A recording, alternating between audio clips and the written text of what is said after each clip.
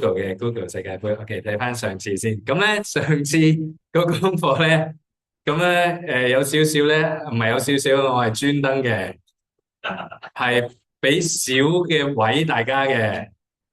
咁咧點解啊？咁啊，如果你記得我俾功課俾小行大家嘅時候，即係點樣啊？唔係，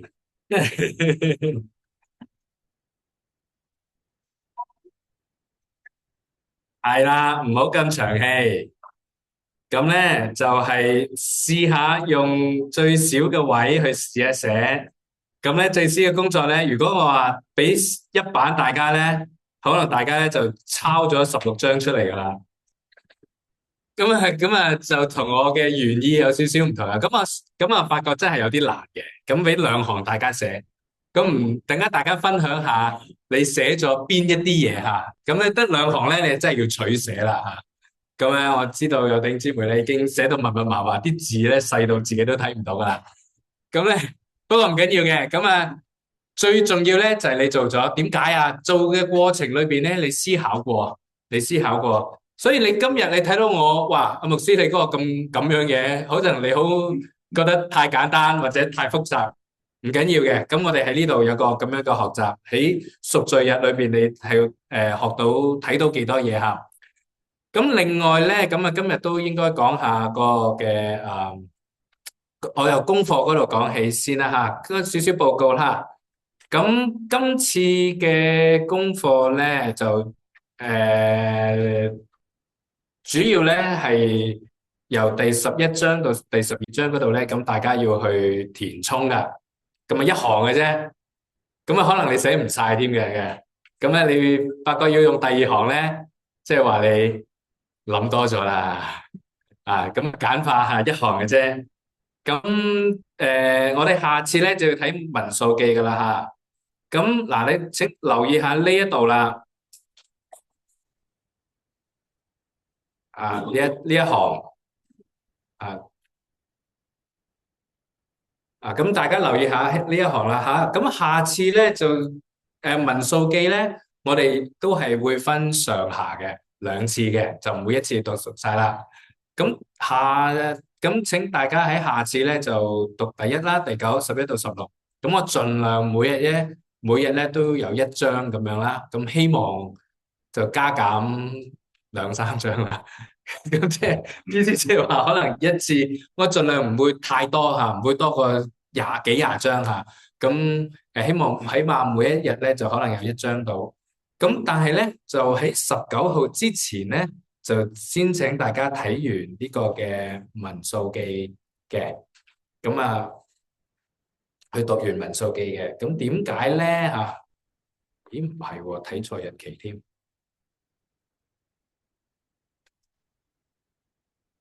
哦，對唔住對唔住。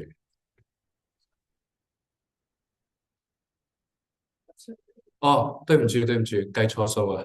係俾多啲時間好唔好啊？26號之前先至睇。大家自己改啦。如果你冇留意咧，咁你19號讀完咧都冇事嘅，OK？咁啊呢個，咁點解咧？點解咧？咁咧，因為咧下個星期咧，我哋咧就冇舊約概論嘅。下個星期咧，我哋有個特別嘉賓，係我哋一個支持嘅宣教師。其實佢係喺灣區係牧會嘅。咁但係咧，佢就有個宣教嘅工作，就係喺某地方嘅。咁下個星期就講某地方，跟住主要係做培訓嘅工作嘅。咁我哋下個星期咧就請咗佢喺我哋主日崇拜去講道啦，同埋喺主日學咧去分享下佢點樣做宣教，佢個工作係點樣嘅。咁所以咧7月12號咧就冇舊約概論嘅主日學，我哋嘅主日學咧就係講宣教嘅，好嘛？咁再下一個星期咧，就7月19號咧，我哋先至正式第一次去講民數記嘅。咁所以2個星期講民數記咧，就26號咧，就大家睇成章睇完咧都 OK 嘅，就可以長少少時間，好嘛？OK。咁如果完全唔知道我講咩嘅，唔緊要，每個星期日繼續翻嚟，每個星期繼續做功課，你冇蝕嘅。OK，係秦恩高識唔識啊？佢嚟過㗎，其實秦恩錢恩高錢QIN 錢恩交咁係佢以前嚟過噶啦咁所以大家一見到佢可能原來係你啊，講國語嘅，所以下次大家可以練習下國語啦。OK，好，咁我哋翻今日嘅題目啦，我哋做一個禱告先。天父，我哋感謝你俾我哋可以有生命氣息翻到嚟教會，我哋去主日去敬拜，我哋亦都喺主日有學習呢個舊約嘅時間，求你特別俾我哋有智慧去明白當中摩西所講嘅一啲嘅關於獻祭呢啲嘅內容，俾我哋去明白對我哋今日嘅意義係點樣幫助我哋祈禱奉主名求。阿門。OK，好，咁咧，咁我哋開始係啦。咁翻嚟就係利未記嘅主題弟兄姊妹。如果你乜嘢都唔記得希望你唔好淨係記得利未記好悶啊。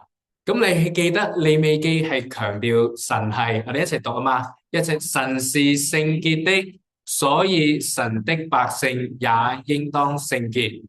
係對於當時嘅以色列人嚟講，佢哋就係神嘅百姓。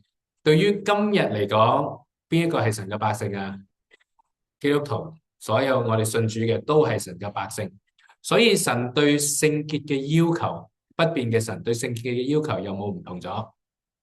冇唔同嘅。咁但係我哋今日要睇下點樣應用呢一卷嘅聖經吓。聖潔就係同世界分辨出嚟，同世界分辨出嚟。神喺道德，喺佢嘅智慧上邊，喺佢嘅公義上邊，任何美德上邊都冇虧欠嘅。咁所以利未記話俾我哋聽，神嘅百姓係需要佢嘅罪咧係需要極大嘅代價同埋努力先可以遮蓋嘅，因為罪嚴重，所以佢哋要付上更大嘅努力先至可以得到遮蓋或者赦免。咁呢度咧就包括大量祭祀嘅血，血代表生命，一定有生命去犧牲先至可以遮蓋佢哋嘅罪。第一個要犧牲生命遮蓋嘅罪咧，就係有冇人知邊個啊？記唔記得啊？創世記第一個需要犧牲生命遮蓋嘅罪係邊個犯罪啊？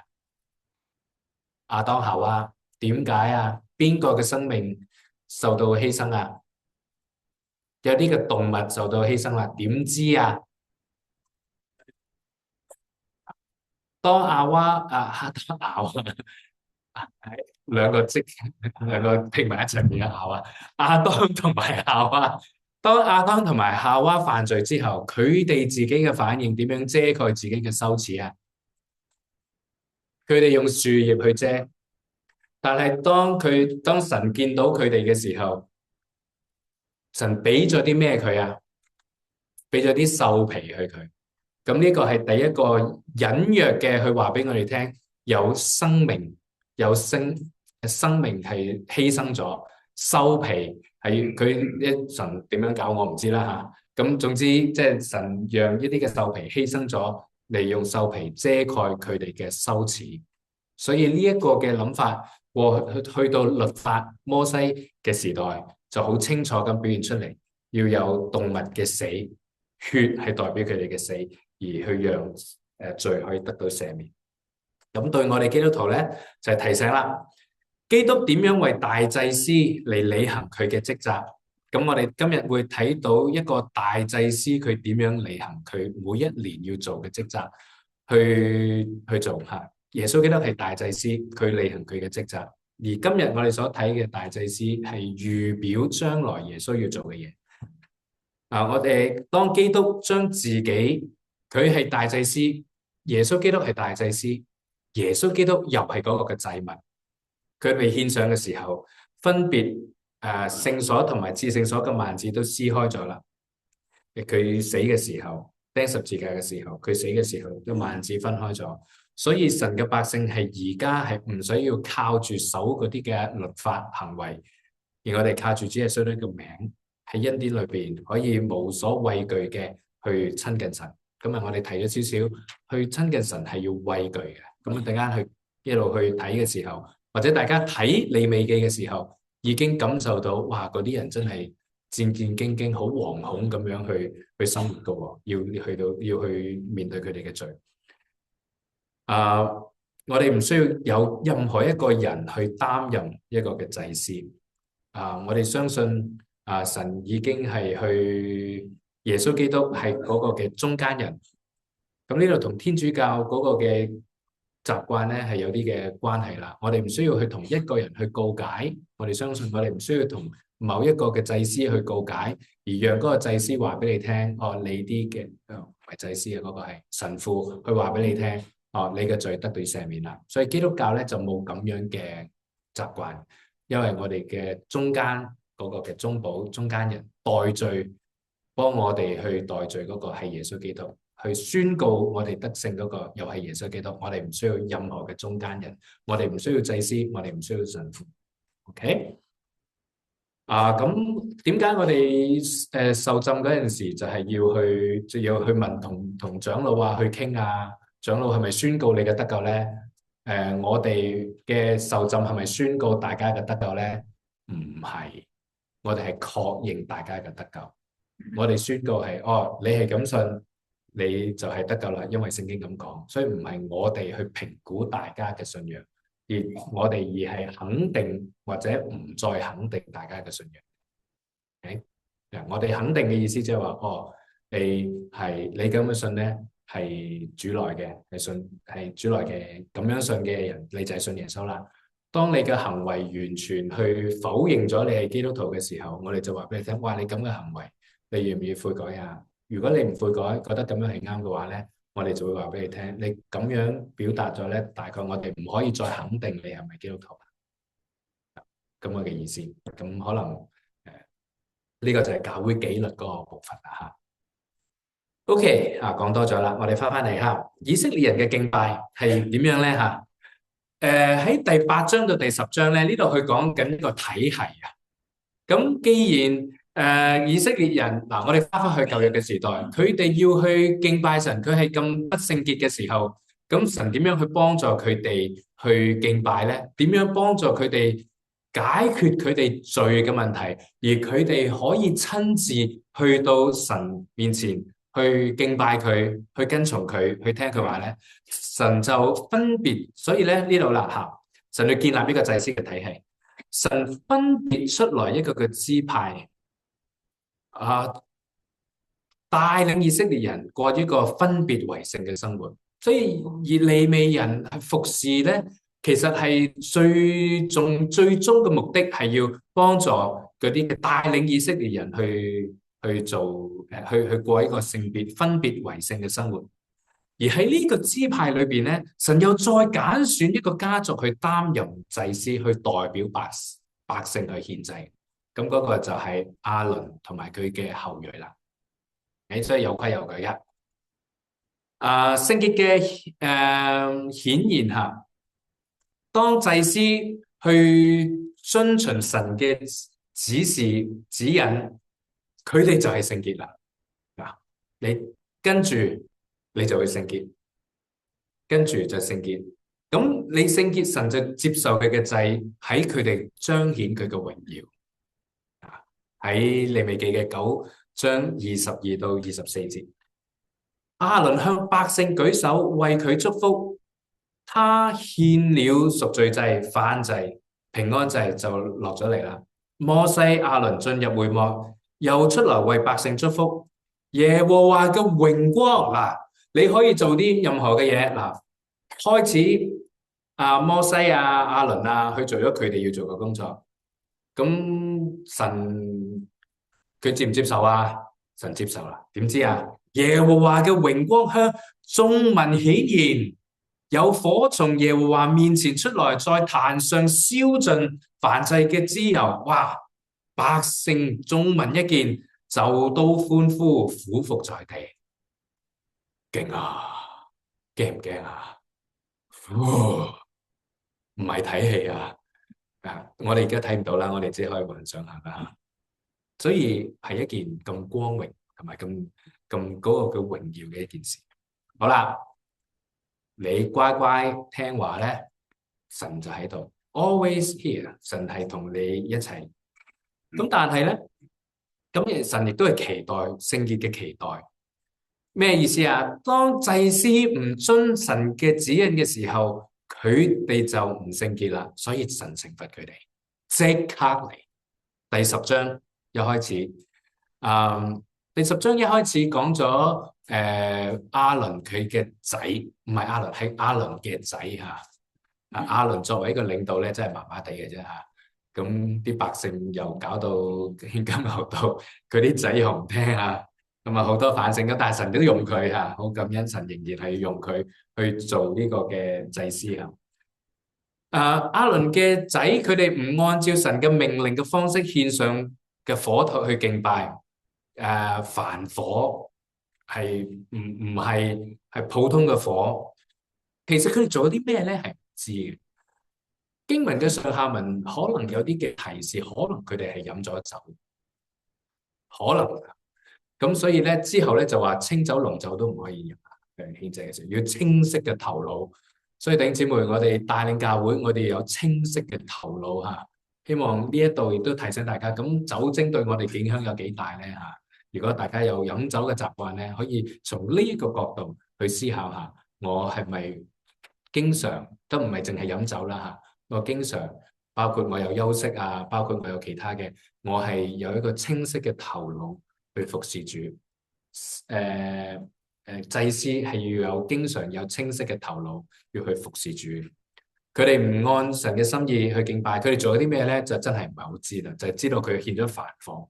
咁結果佢哋就亞倫嘅兒子按自己嘅方式敬拜，佢哋唔係喺敬拜神，係敬拜別嘅假神。亦其實唔sorry 吓，講錯，佢哋好似係敬拜神，佢哋做嘅嘢唔係話有一個假神，佢哋要去敬拜。但係佢哋根據自己嘅內心去敬拜，並唔係佢做嘅嘢，佢根據自己嘅方法，佢並唔係跟住神嘅方法去做，所以佢唔係根據神嘅命令敬拜神嘅時候，佢哋就得到懲罰啦。誒，嗰個係第十章啊。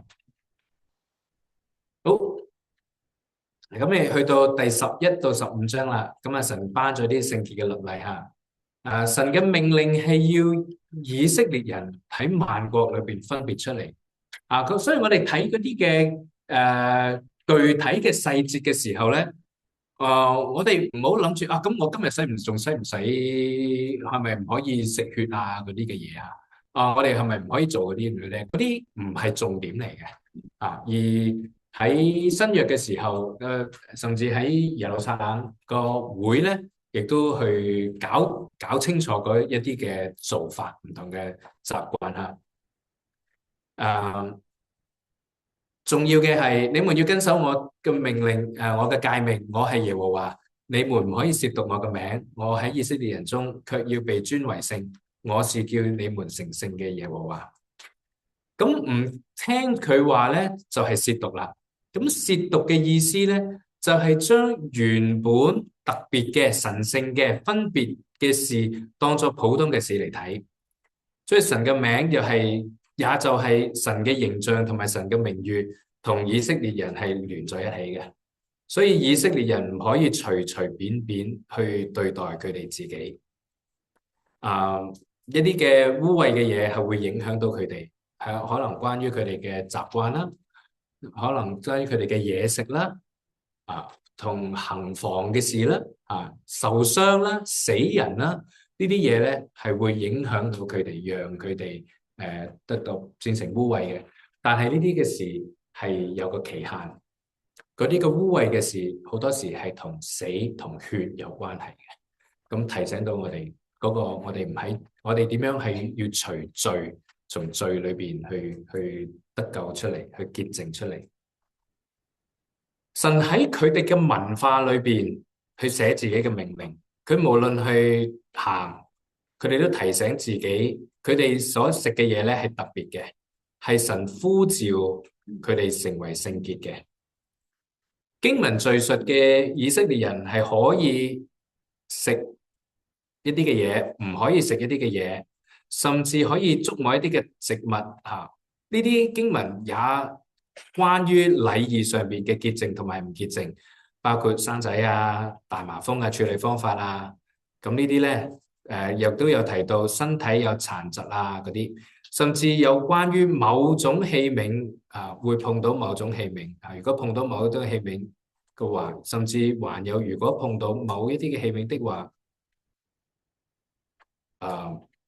錯咗幾個字啊，多咗幾個字，sorry啊。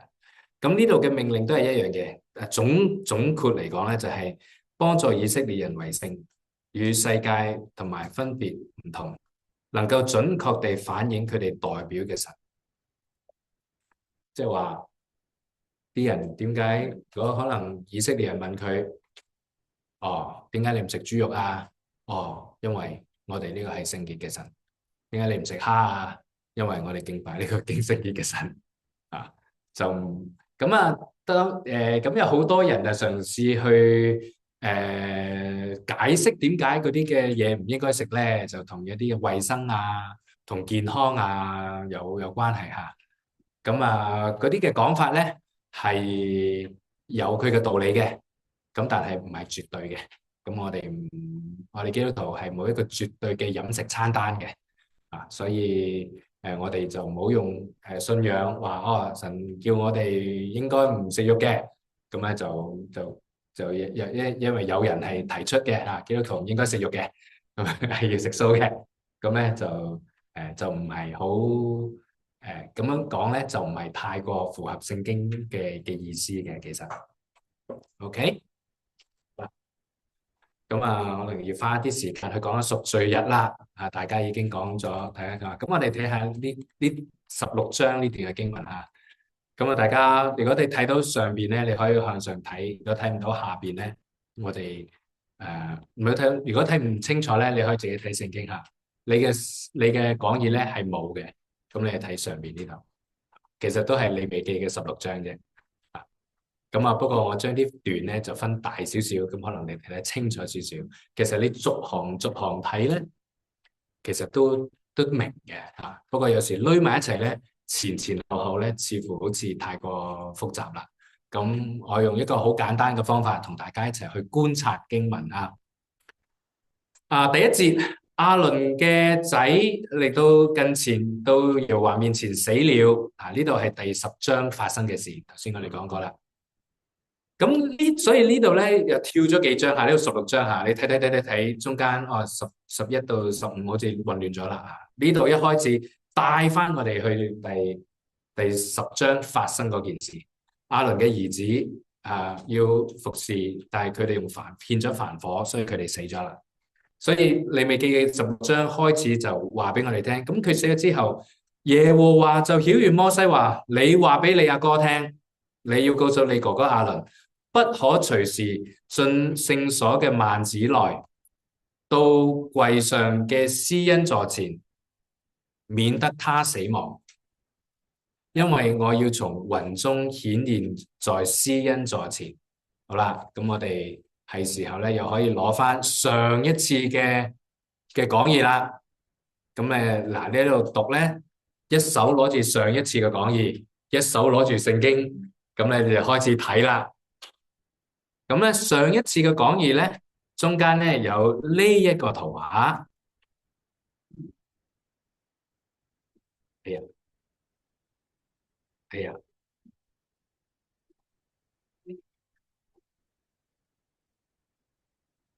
，OK。嗱，呢個係個圖畫啦吓，咁一手攞住呢度，咁就對翻啲位做緊啲乜嘢啦吓。OK，入口就喺呢度，咁咧記住咧吓，咁咧就大家要記住啦。呢一個咧係一個曠野嚟嘅，唔係室內嘅嘢嚟嘅。即係圍住嘅啫。上邊係見到天嘅，咁所以你見到雲嗰啲嘢嘅。好啦，係翻過嚟去。哦，咦？OK，好，去翻嗰度先。好，翻呢度啦。啊，佢話佢叫告訴阿倫嘅哥哥不可進聖所嘅幔子裏邊，到櫃上嘅施恩座前。嗱，施恩座前咧就冇喺大家嘅講義度嘅。施恩座喺邊度啊？喺個約櫃上邊。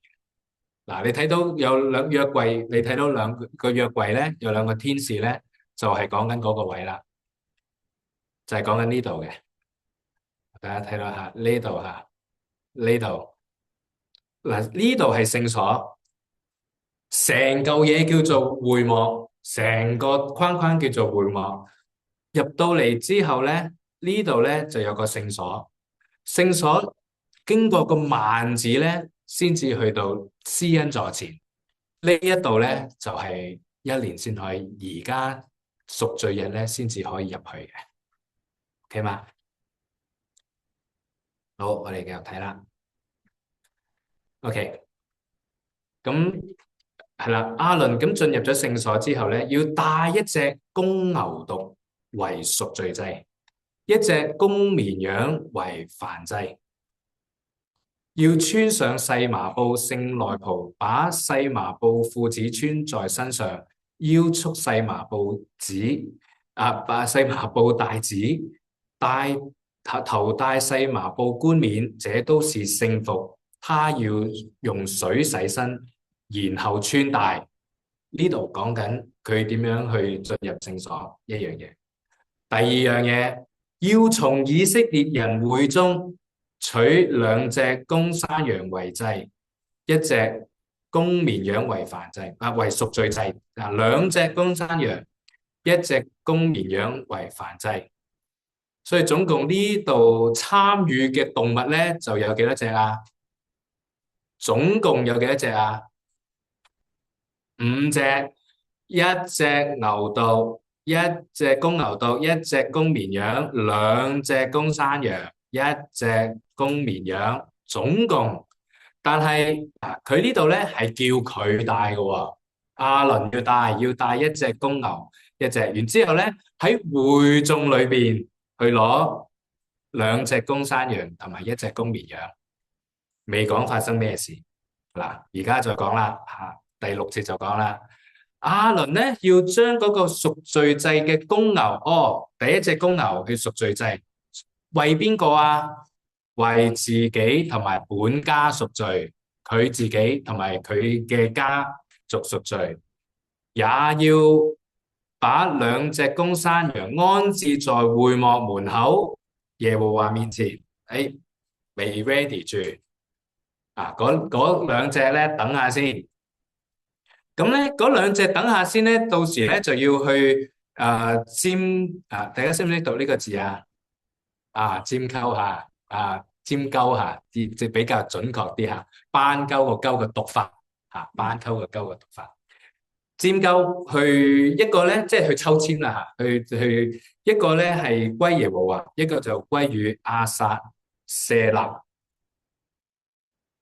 亞撒謝勒咧點解啊？亞撒謝勒咧就係代罪羔羊嘅意思嚟嘅，呢個字本身就係一個咁嘅意思，就唔係歸於另一個人吓，佢就成為咗呢度嘅意思係成為咗嗰個嘅代罪羔羊。亞倫咧就要將嗰個拈鬮歸於耶和華嘅羊獻為贖罪祭一隻就要獻贖罪祭，第一隻咧就要放咗佢，安置在耶和華面前，用以贖罪，打發人送到曠野去嘅，就歸於佢就成為咗嗰隻嘅代罪羔羊啦。OK，好啦，又翻嚟啦，講翻隻牛啦。個牛係為咗邊個噶？邊個贖罪啊？佢自己。隻牛係為咗佢自己同埋佢嘅家族嘅，你要將佢殺咗，為自己和本家拿香爐在耶和華面前嘅壇上，喺大家個上次嗰個嘅講義有冇個壇啊？有個壇喺度擺喺個壇嗰度燒嘅OK，翻嚟啦。關於阿薩謝納嗰個就放咗佢。等間睇埋啦，係啦係，就咁放咗佢啦，都有啲人帶佢嘅嚇。誒亞倫咧就係啦，然之後喺從耶和華面前嘅壇上盛滿火壇，又拿一棒嘅倒細地嘅香油，都帶入幔子裏邊。喺耶和華面前把香放在火上，使香嘅煙雲遮掩法櫃上嘅施恩座。咁佢喺外邊燒，咁佢又入去，咁神咧就會嗰啲煙就喺入邊嗰度啦嚇。也要取一些公牛嘅血壇嚇。點解要彈喺嗰度咧？施恩座前咧遮蓋咗嗰啲嘅罪，意義就係遮蓋個罪。咁隨後啦，就特別 highlight 咗個隨後出嚟嚇。之後咧，佢要之後搞掂咗自己嘅罪，就去為百姓嘅罪處理啦。宰那為百姓所作贖罪祭的公山羊，把羊嘅血帶到幔子裏邊，彈在施恩座上面和前面，好像彈公牛嘅血一樣，做法一樣。今次就為百姓啦。他因以色列人諸般嘅污穢過犯，就是他們一切嘅罪愆，當這樣在聖所行贖罪之禮，並因會幕在他們污穢之中，也是這樣行而行。OK，他進聖所贖罪嘅時候，會幕唔可以有人。原來贖罪日只係大祭司去做嘢嘅，即係喺入邊，其他嘅人都喺外邊。咁首先咧，呢度嘅過程咧係佢直到佢同埋佢本家同埋以色列嘅會眾贖罪出嚟啦，佢就要出嚟啦。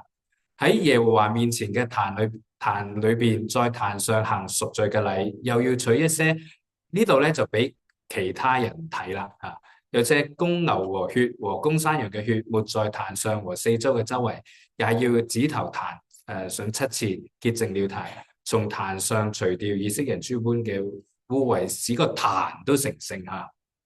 即係喺施恩座裏邊彈完，即係出去又彈嗰個會幕啦。咁咪個會幕個壇啦。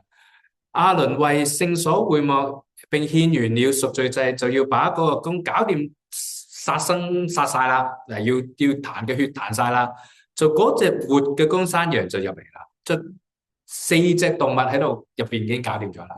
而家咧就將公山羊唯一因為佢抽籤抽到唔使死嗰個要代贖罪嗰個咧，或者係承擔罪嗰個咧，就拉翻佢入嚟啦。兩手按在羊頭上，承認以色列人諸般嘅罪孽過犯，就係一切嘅罪都係歸喺呢個羊頭上。英文係 scapegoat，所以我哋英文有一個he is the scapegoat，就喺呢度出嚟啦，用法就喺呢度出嚟啦嚇。藉着所派嘅人嘅手，咁有啲專門嘅人咧，就送到去曠野，就永遠再唔見佢啦。要放呢個羊要擔當佢哋一切嘅罪去到無人嘅地方。OK， 好啦，呢度啦嚇，咁講翻佢哋之前嗰啲人要點樣預備啊？所以有少少跳啦嚇，講完噶啦嚇，要做嘅嘢講完啦。呢度咧就話亞倫你要點樣預備啊？你要進會幕嗰陣時咧，要把他進聖所時所穿嘅細麻衣脫下，放在嗰度，又要在聖處用水洗身潔淨，穿上衣服出來，把自己燔祭和百姓嘅燔祭嘅獻上，為自己和百姓嘅贖罪。頭先講咗啦，點樣去做啦？贖罪嘅祭牲咧嘅脂油咧，要喺壇上邊嘅焚燒。那放羊歸於亞撒謝勒嘅人咧，要洗衣服，要順水洗身，然後進營。作贖罪祭嘅公牛和公牛羊嘅血咧，要既帶入聖所贖罪，這牛羊就要搬到營外，將皮肉糞用火焚燒。焚燒嘅人咧，亦都要去洗衣服、去洗身、去沖涼啦，然後去進營。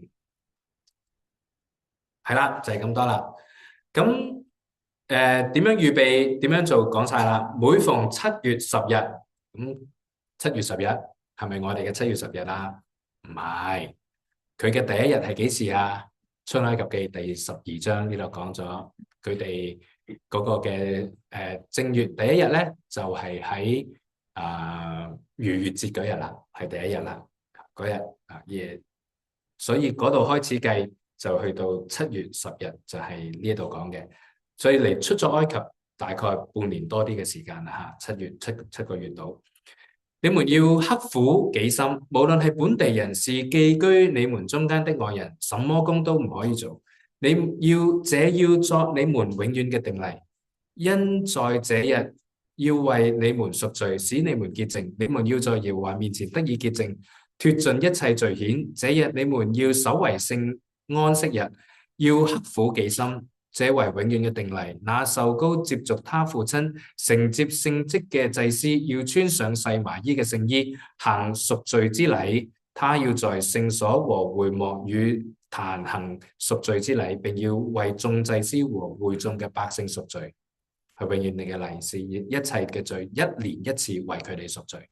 平時咧呢度就好忙啦，邊個犯咗罪咁咪成日要嚟啦，切出咁轉啦，好多嘅祭司去幫手啦。但係贖罪日咧就係大祭司代表成個民族，咁叫做有一次嘅機會係大家一齊去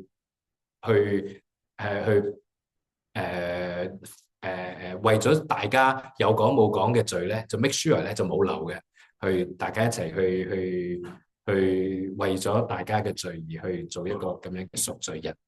啊啊咁或者大家有聽到新聞啊，或者去識到啲猶太人朋友咧，佢哋聽到叫 Yom Kippur 就喺呢度啦嚇。咁去翻個講義呢度啦嚇。咁幾樣嘢啦，其實都講咗噶啦嚇。重點咧重點希望大家做功課嘅時候睇到亞倫要為自己先贖罪嘅，然後咧就為百姓贖罪啦。如果你寫到呢兩樣嘢咧，100分啊！咁簡單嘅咋？咁要做啲咩啊？為自己贖罪，為百姓贖罪。佢做乜嘢啊嘛？嗰日咁又老師又冇俾咁多位你喎。咁其實最重要呢兩樣咁咧，所以其他嗰啲咧係細節點樣去做啊？咁大祭司咧就每年一次進入呢個至聖所，唔係佢哋唔可以隨便入去，佢哋都係每年一次嘅咧。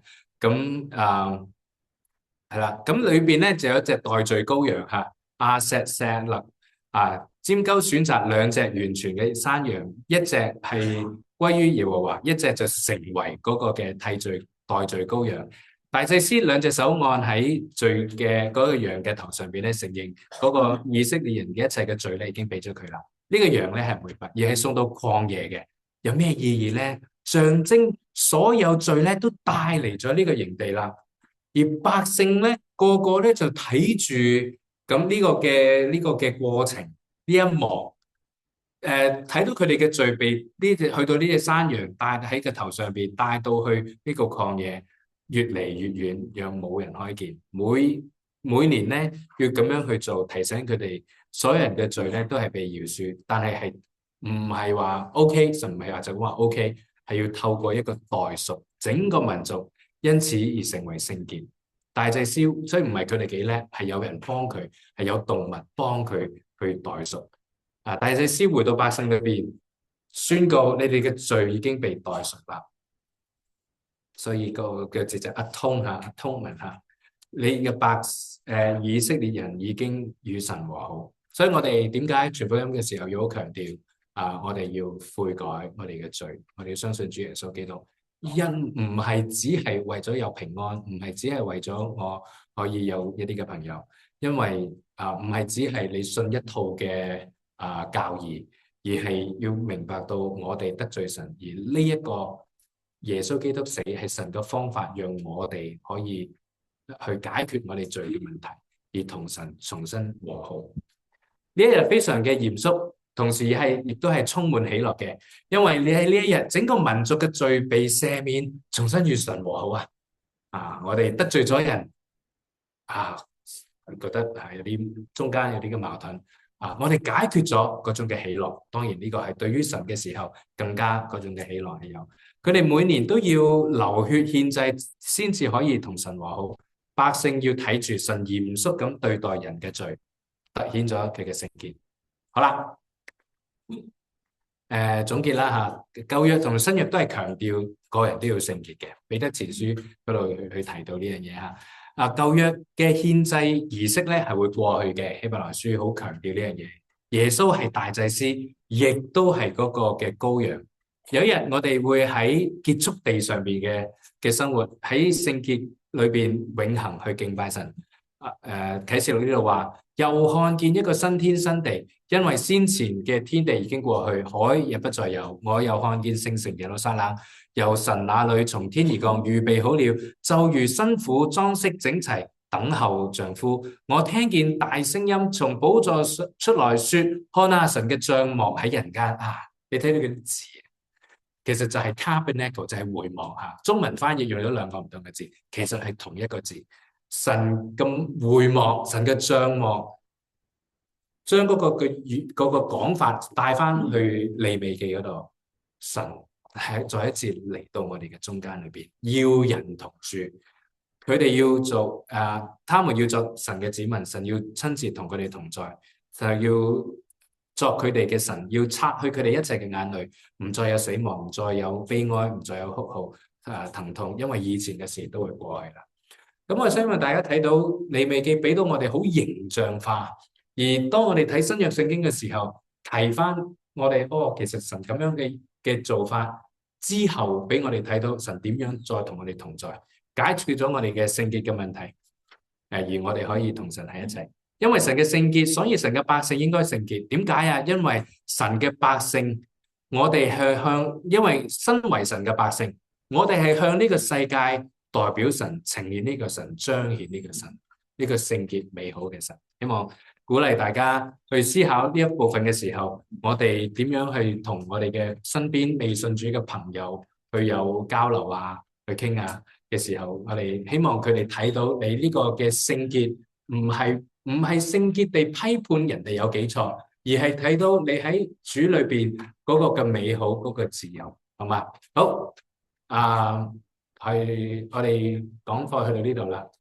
大家可以分組。咁分組請呢度有幾條嘅問題可以幫助大家討論嘅，好嘛？OK，好。